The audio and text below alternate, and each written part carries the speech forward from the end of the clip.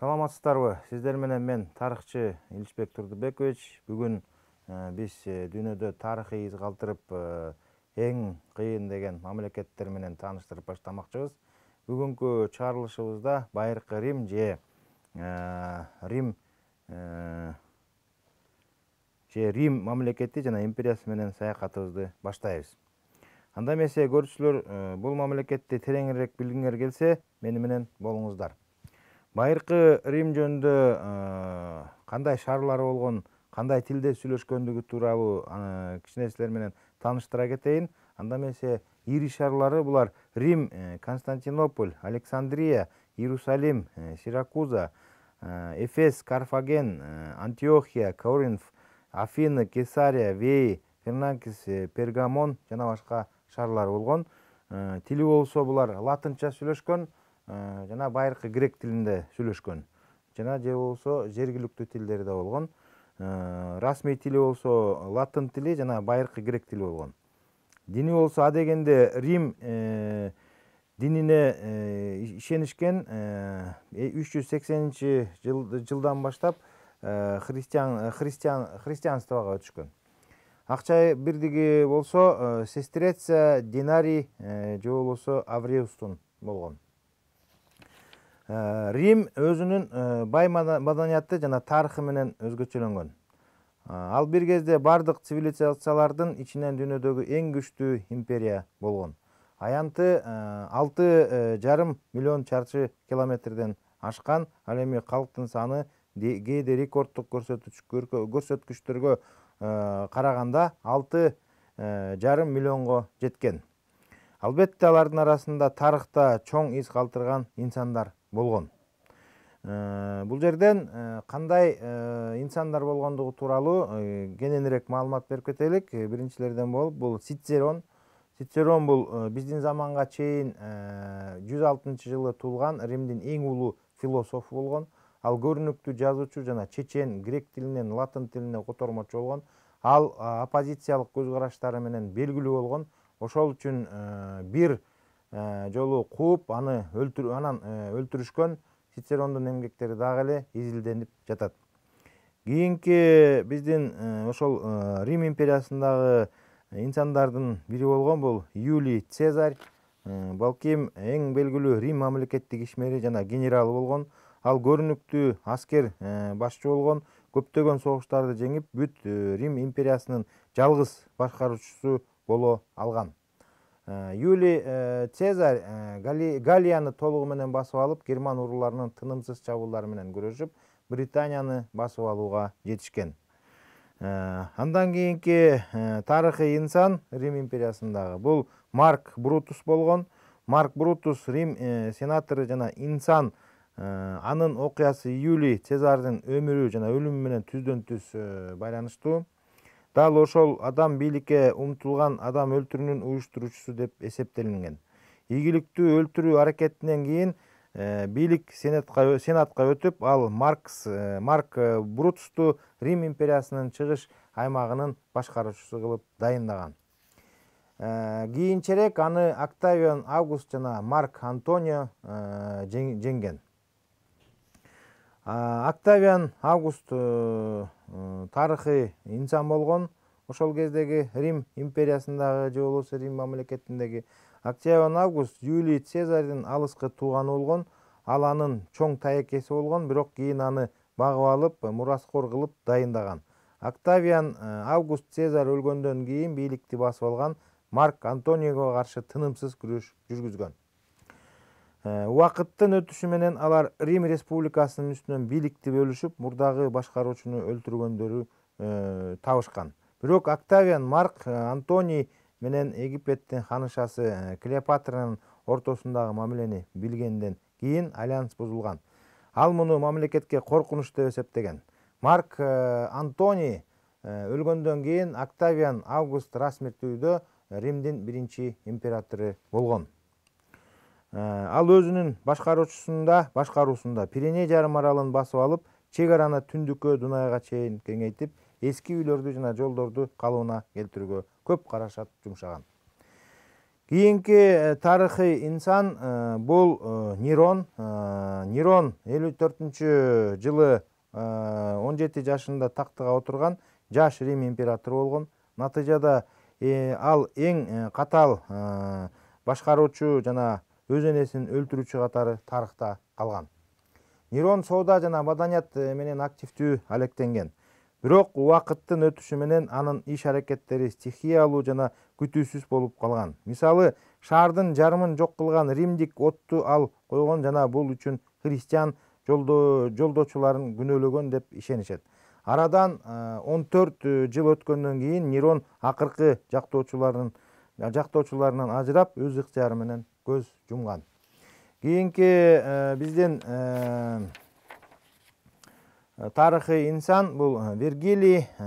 Бул Рим империясына кандай окуяларды калтырган. Бул Римдин эң улуу акыны, биздин замандын 70-жылында туулган. Анын карьерасы Римде башталган. Эң атактуу чыгарма Гомердин Одиссеясынын жана Илиадасынын негизинде бүтө элек Энеида эпосу. Виргил дайыма Римге, анын жашоосуна, тургундарына жана башкаруучуларына суктанчу. Бул анын ишинде чагылдырылган. Виржилге дагы эле жазуучулар, окумуштуулар жана тарыхчылар кайрылышат. Андан кийинки тарыхый инсан бул император Адриан. 117-жылы такка отуруп, шаардын курулушуна кошкон зор салымы менен атактуу болгон. Ал Рим пантеонун куруп, таш дубалды Британияга алып келип, маданиятка зор салым кошкон. Адриан байыркы Римдин эң тынч башкаруучуларынын бири болуп эсептелет. Ал көп саякаттап, грек каада салттарына таажим кылган жана ал тургай Афинаны империянын маданий борбору кылгысы келген. Бул жерден, урматтуу телекөрүүчүлөр, дагы байыркы Римдин кандай душмандары болгону тууралуу тааныштыра кетелик. Байыркы Римдин 10 душманы деп койсок болот, же болбосо байыркы Римдин душмандарын кандай душмандар болгон, алардын эрдигине атүгүл римдиктер дагы өзлөрү суктанышкан. Рим цивилизациясы өсүп, гүлдөп, башка элдерди жана мамлекеттерди кыйраткан. Бирок баары эле баскынчылыктарга момундук менен багынып беришкен эмес. Алардын эркиндиги үчүн күрөшкөн күчтүү Рим армиясына каршы чыккан эр жүрөк адамдар болгон. Атүгүл римдиктер да алардын эрдигине суктанганын билдиришкен. Бул биринчилерден болуп, байыркы Римдин душманы ким болгон дегенде, бул Пир жөнүндө токтой кетсек болот. Пир бул биздин заманга чейинки 280-жылы Рим Италиянын түштүгүн басып алганда, римдик аскерлер гректердин Тарас колониясын, азыркы Италиянын Таранто шаары курчоого алышкан. Шаар бийлиги грек кол башчысы жана Эпир шаарынын падышасы Пирдин биздин заманга чейинки 319 жана 272 жылдары жардамга чакырган. Пир Тарастын чакырыгына жооп берип, аскерлери менен Адриатикадан өтүп кеткен. Аскердик талантынын аркасында Пир римдиктерди 2 согушта жеңген, бирок муну менен ал өзүнүн аскердик ресурстарын түгөтүп өтө кымбат бааны төлөгөн. 275-жылы Пир дайыма жардам келип турган душман менен мындан ары күрөштү улантуу маанисиз экенин түшүнгөн. Натыйжада Пир үйгө кайтып келип, Рим Италиянын түштүгүндө көзөмөлдү колго алган. Ошондон бери Пирдик жеңиш деген сөз айкашы жок болуп калды. Ал кандайдыр бир иштин өтө кымбат баада ийгиликтүү аткарылышын көрсөтүү үчүн колдонулган. Андан кийинки Рим империясынын душмандарынын бири бул Ганнибал эсептелинет. Ганнибал бул байыркы грек тарыхчысы Полибий, карфагендик колбашчы Гамилкар 1 Пуни согушу учурунда улуу Ганнибалды биздин заманга чейинки 247 жана 183-жылы жашап өткөн курмандык чалынуучу жайдын алдында эч качан римдиктер менен дос болбойм деп ант берүүгө мажбурлаганын жазган. Карфагендиктер бул согушта жеңилип калса да, алар өз империясын кайра курууга чечкиндүү болушкан.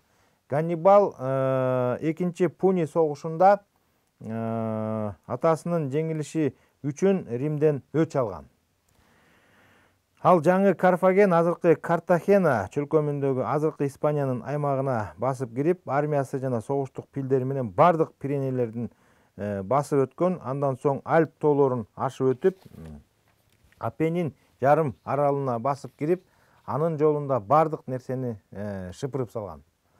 Легендарлуу аскерлик өнөктүк өсүп келе жаткан Рим республикасы үчүн чоң коркунуч болгон.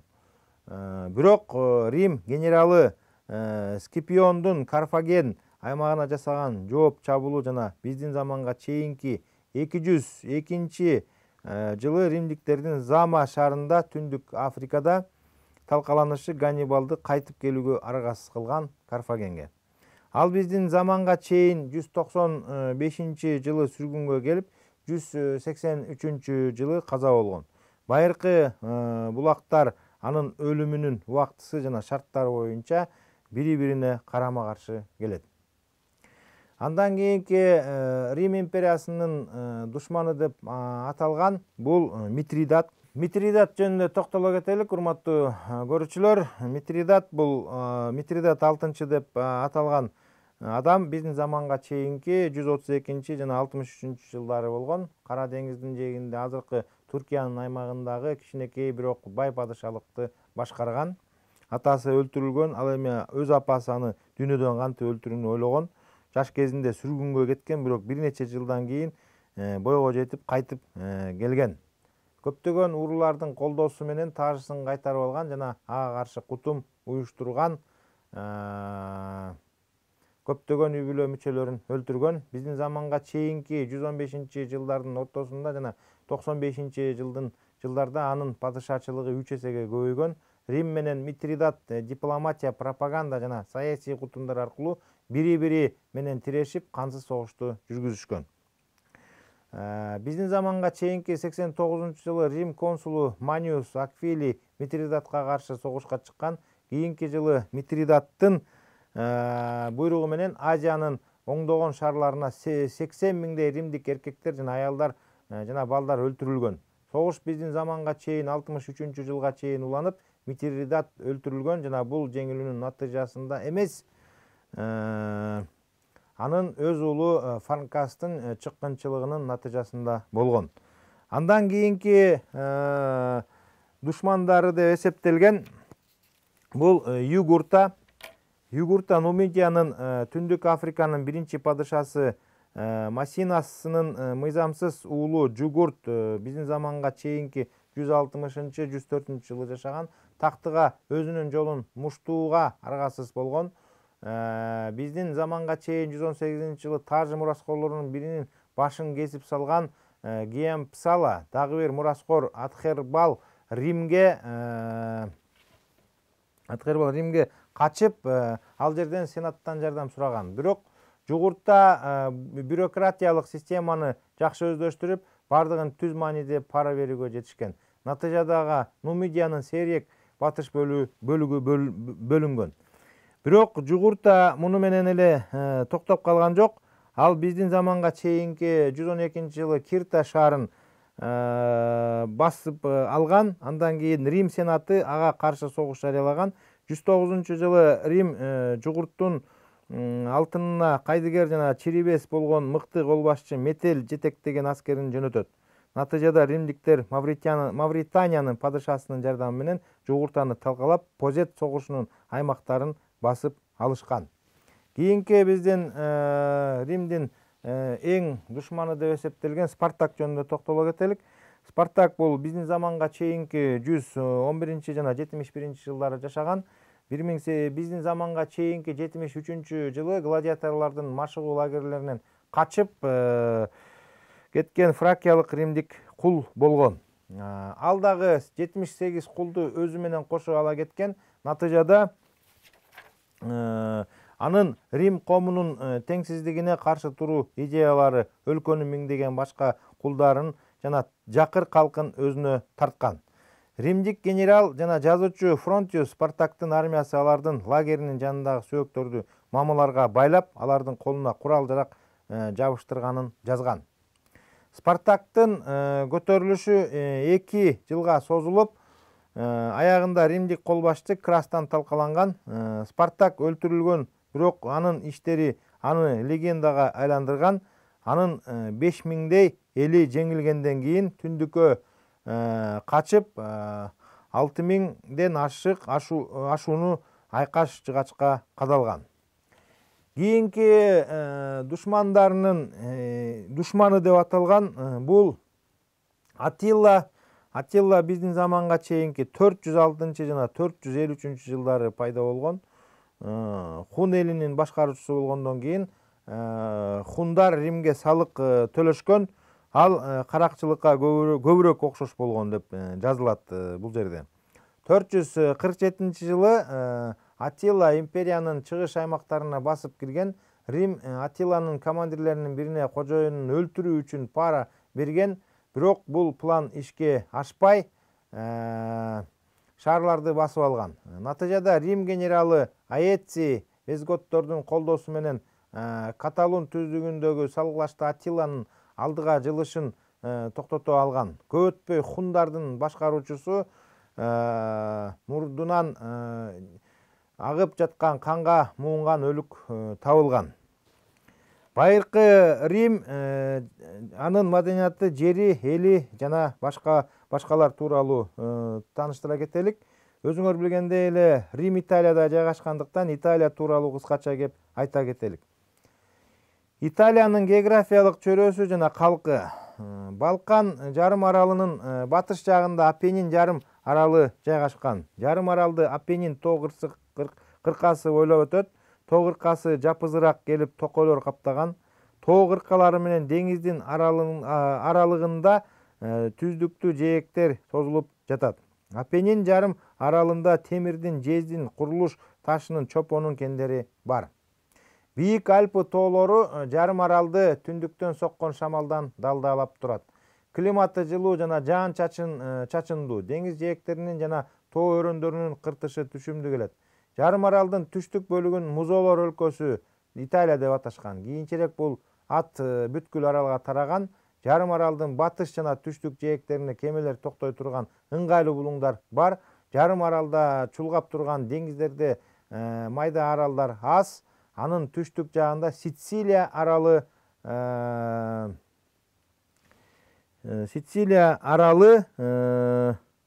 орун алган. Жарым аралдагы эң чоң дарыя бул По дарыясы. Италия калкы мурда ар түрдүү уруулардан турган.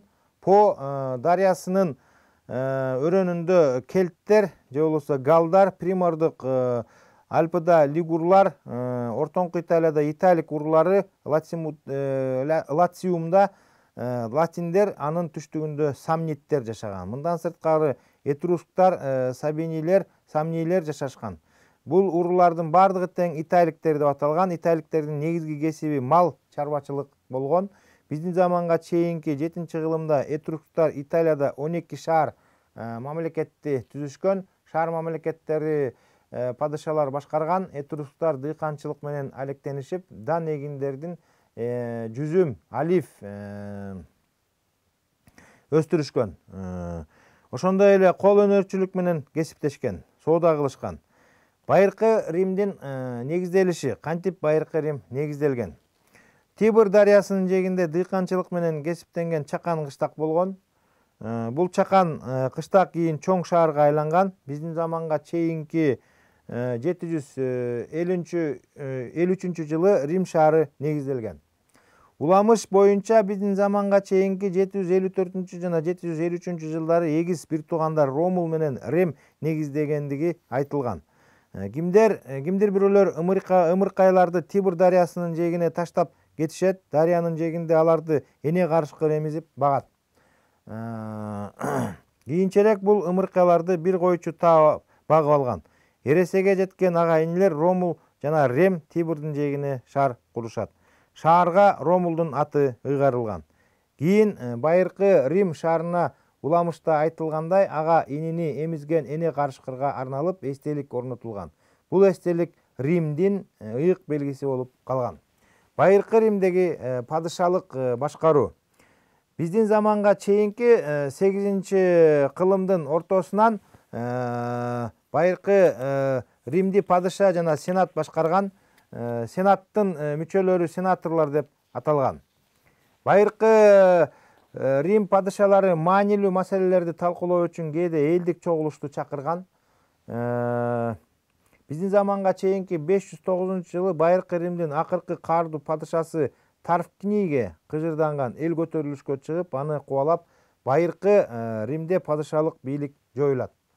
Падышалык бийлик кулап, Рим республикасы орногон. Байыркы Рим республикасынын орнотулушу. Элдик чогулуш консулдарды шайлаган. Консулдар жыл бою байыркы Рим республикасын башкарып, соттун милдетин да аткарышкан. Согуш убагында аскерлерге командалык кылышкан. Ар бир консулдун 12 адамдан турган сакчысы болгон. Убакыттын өтүшү менен консулдар сенаторго айланган. Мыйзамдар сенатта талкуулангандан кийин гана элдик чогулуш тарабынан кабыл алынган. Сенат казынаны да тейлеген, согуш жана тынчтык маселелерин чечкен.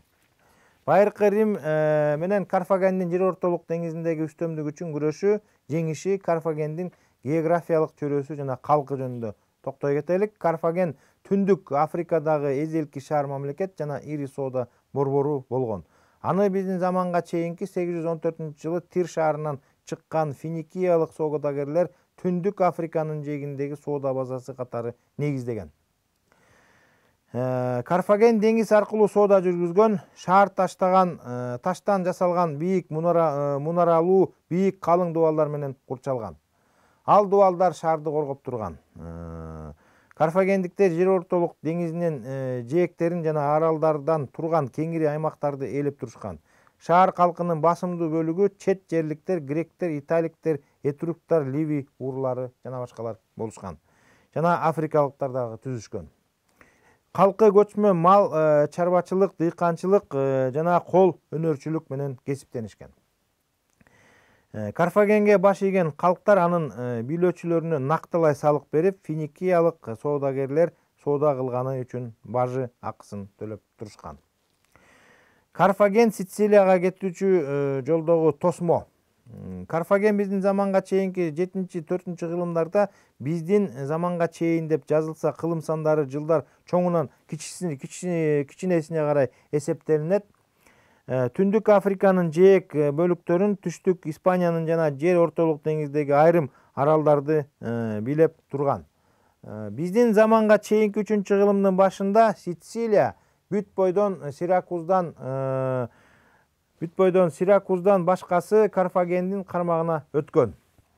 Ошол мезгилде байыркы мамлекеттин аймагы да тынымсыз кеңейе берген. Байыркы кол башчылар бүткүл Италияны басып алышкан. Сицилияга жана жер ортолук деңизинин батыш жагына үстөмдүк кылуу аракеттери Рим менен Карфагендин ортосунда согуштун башталышына алып келген. Байыркы римдиктер Карфагендиктер менен 3 жолу согушкан. Бул согуштар тарыхта Пуни согушу катары аталган. Согушта Карфаген аскери жеңилип, калкы кулдукка сатылган. Карфаген аймагынын бир бөлүгү нумидиялыктарга өткөн, калганы байыркы Римдин Африкадагы провинциясы болуп калган. Байыркы Рим Карфагендин үстүнөн жеңишке жетишип, Сицилия жана жер ортолук деңизинин батыш бөлүгүнө ээлик кылуу менен жер ортолук деңизинин аймагындагы эң күчтүү мамлекетке айланган. Байыркы римдиктер Карфагенди Пуни деп аташкан, ошондон улам Карфаген менен байыркы Римдин ортосундагы согуштарда Пуни согуштары деп аталып калган. Байыркы Римди бөлүп алып бийлей бер саясаты. Пуни согуштарынан кийин Италиянын жерлеринен кыйла алыста болгон чоң-чоң аймактар да байыркы Рим бийлигине өтөт. Басып алынган жерлерди байыркы римдиктер провинция деп аташкан. Сицилия, Корсика, Сардиния, Испания жана башка аймактар ошолордун катарына кирген. Провинцияларды башкарууга атайын өкүлдөр, проконсулдар дайындалган. Проконсулдар адатта 1 жылга шайланган жана алар кол астындагы мамлекетти аяосуз тоногон. Байыркы римдиктер провинцияларды, кендерди, ишканаларды, жакшы айдоо жерлерин жана жайыттарды басып алышкан. провинциялардын жергиликтүү калкына оор салыктарды салышкан, салыктарды төлөй албагандарды үй бүлөсү менен кулдукка сатышкан. Кулдар бардык жумуштарды жасап 17-18 саат иштешкен. Алардын курсактары тойбогон, кийимдери бүтөлбөгөн, кулдарды сакчылар кайтарышкан, баш ийбеген кулдар темир кишендер салынган бойдон иштешкен жана укташкан. Күнөөлүү кулдарды шапалак менен сабашып, колу буттарын сындырышкан, жумушка жарабаган кулдарды өлсүн деп чөлдөргө алып барып таштап коюшкан. Ал эми Шамдагай күчтүү кулдарды гладиаторлуктарга тарбиялап, провинцияларды Байыркы Римге каршы күрөшкө бириктирбөө үчүн Байыркы Римдиктер аларды бөлүп алып, бийлей бер принциби боюнча башкарган. Байыркы Рим Республикасынын кулашы. Республиканын аймагынын чоңоюшу мамлекетти чыңдоону талап кылган. Сенаторлор мамлекетти ойдогудай башкара алышкан эмес. Ушундай кырдаалда Гай Юлий Цезарь адегенде аскер трибуну, кийин консул болуп шайланган. Цезарь аскерлеринин акысын көбөйтүп, жер бөлүп берүүнү убада кылат. Жалданма аскерлер анын аскердик талантын баалашып, анын айтканын аткарууга даяр турушкан. Юлий Цезарь өзүнүн аскерлерине таянып, өлкөдөгү бүткүл бийликти колуна алат. Ал Байыркы Римдин императору жана диктатору болуп чексиз бийликке ээ болгон. Императорга урмат көрсөтүшүп, монеталарга анын сүрөтүн чегишкен. Анын скульптурасы кудайлардын скульптурасы менен катар коюлган. Байыркы Республиканын империяга айланышы. Цезарь өлгөндөн кийин бийликке Октавиан Август келип, бүткүл Байыркы Рим империясынын диктаторуна айланат. Байыркы Рим сенаты ага ыйык адам деген титул ыйгарып, аны мекен атасы деп аташкан. Октавиан Август бир топ реформаларды жүргүзгөн. Ал сенаторлордун жана Байыркы Рим империясынын армиясынын легиондорунун санын кыскартат. Жоокерлердин кызмат мөөнөтү 20 жыл деп белгилейт. Анын тушунда Байыркы Рим армиясынын саны 300 миңге жетет. Байыркы мамлекетте көптөгөн сарайлар жана ибадатканалар курулган. Октавиан Август өлгөндөн кийин Кудай деп жарыяланып, ал каза болгон ай анын урматына Август айы аталып калган. Байыркы Римге герман урууларынын кол салышы. 476 жылы германдык кол башчылардын бири акыркы император Ромул Августулду сарайдан кууп чыгып, Батыш Рим империясы кулады деп жарыялайт. Мурунку Батыш империясынын жерлерин герман уруулары ээлеп калган. Удакырдын Ромул Августулду бийликтен кулатышы биздин замандын 476 жылы Батыш Рим империясынын кулашы жана эзелки дүйнө тарыхынын аяктоо датасы катары тарыхка кирген. Маданияты Байыркы Рим шаары маданият борбору болгон. Байыркы Рим империясынын борбору Рим шаары дүйнөдөгү эң эски шаарлардын бири болгон.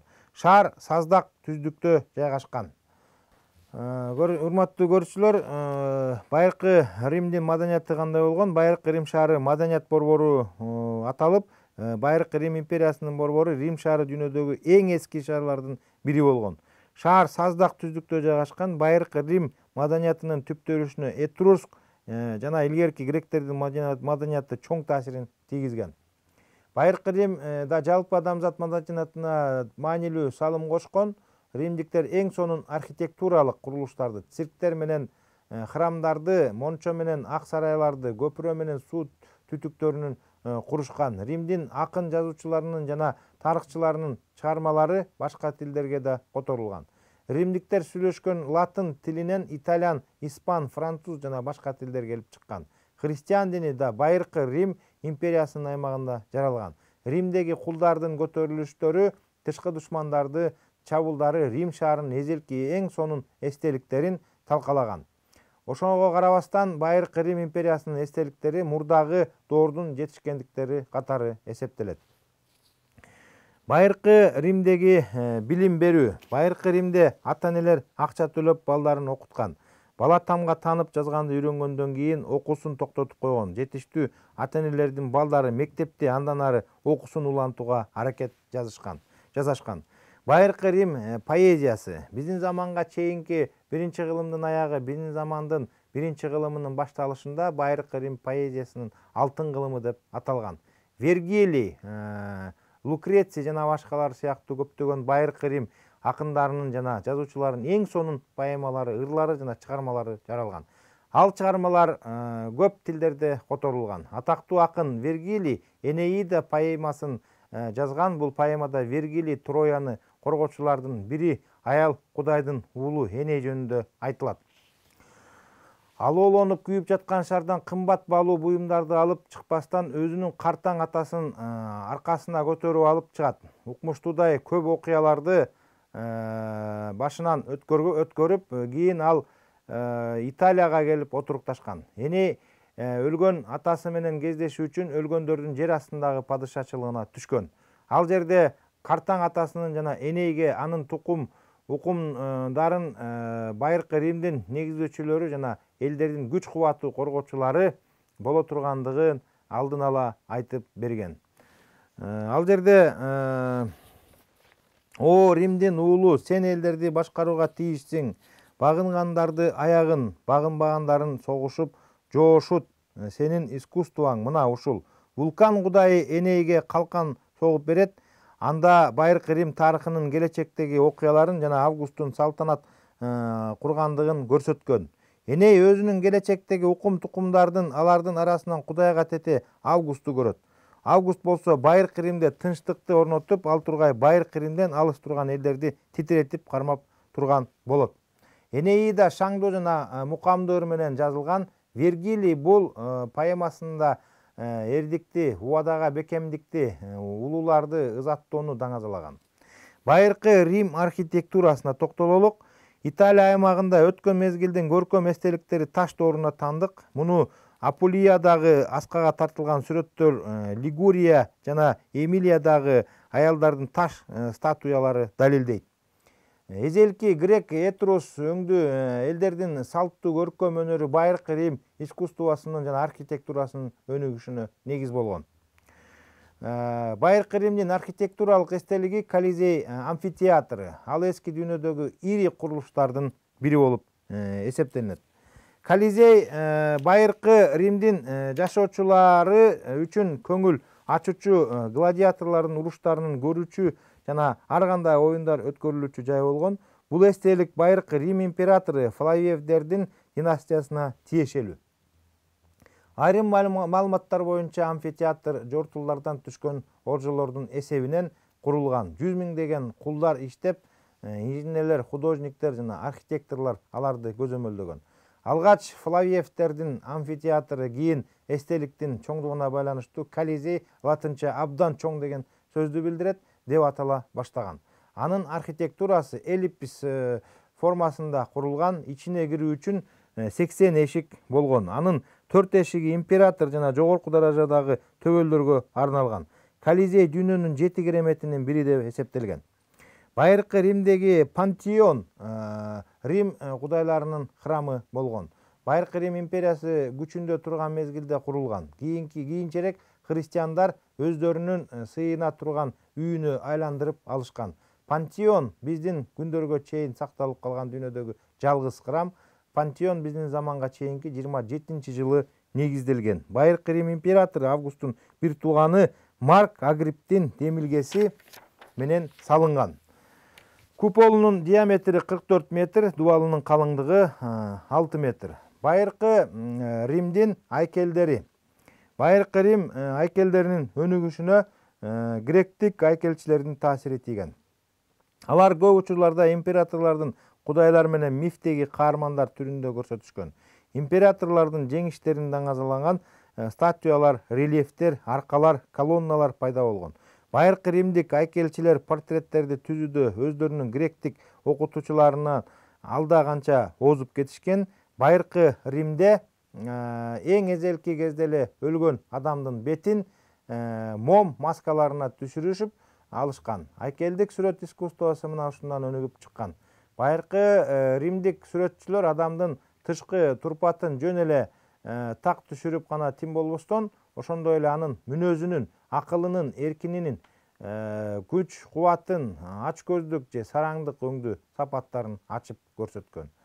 Урматтуу көрүүчүлөр, биз сиздер менен бүгүнкү чыгарылышыбызда Александр Македонский жөнүндө өткөнкү чыгарылыштарда токтолуп кеткенбиз. Мына бүгүнкү чыгарылышта болсо сиздер менен Рим мамлекети же болбосо Рим империясы тууралуу токтолдук. Кийинки көрүшкөнгө чейин сак саламатта болуңуздар.